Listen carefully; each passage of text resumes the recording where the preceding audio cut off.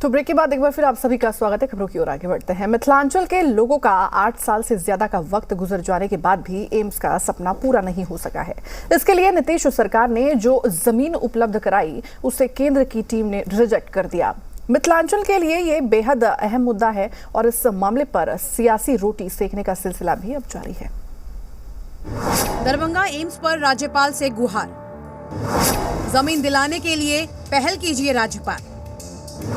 कागज पर एम्स सियासत का शिकार। ये नीतीश सरकार की ओर से दी गई दरभंगा एम्स की जमीन है।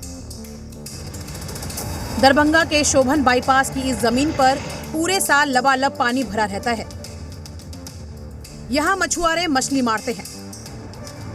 बिहार सरकार इसी जलमग्न जमीन पर दरभंगा एम्स की इमारत खड़ी करना चाहती है, जिसे केंद्रीय टीम लॉ लैंड और जमीन धंसने की वजह बताकर रिजेक्ट कर चुकी है। और इसके साथ ही दरभंगा एम्स अधर में लटक गया है। बिहार सरकार जिद पर अड़ी है कि अगर एम्स बनाना है तो इसी लॉ लैंड जमीन पर बनाइए। ऐसी स्थिति में मिथिलांचल के सांसद और विधायक अब राज्यपाल की शरण में पहुंचे हैं। 19 अगस्त को राजभवन जाकर मिथिला के सांसदों और विधायकों ने राज्यपाल को ज्ञापन सौंपा।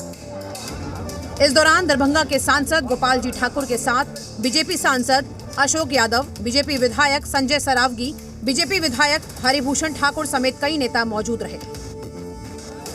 एम्स के निर्माण में देरी के लिए गोपाल जी ठाकुर ने नीतीश सरकार पर ठीकरा फोड़ा।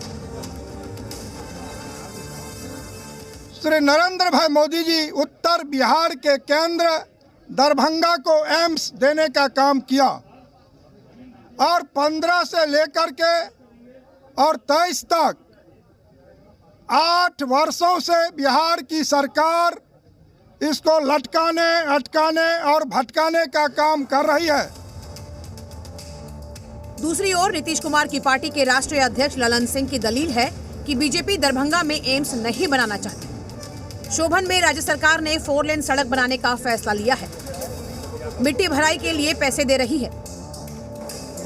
जवाब बीजेपी प्रदेश अध्यक्ष सम्राट चौधरी ने दिया। केंद्र की सरकार दरभंगा में एम्स बनाना नहीं चाहती है, उस पर राजनीति करना चाहती है।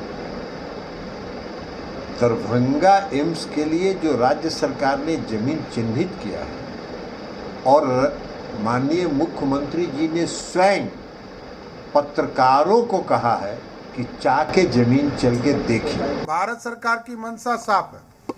भारत सरकार ने 1264 करोड़ रुपया अलॉट किया।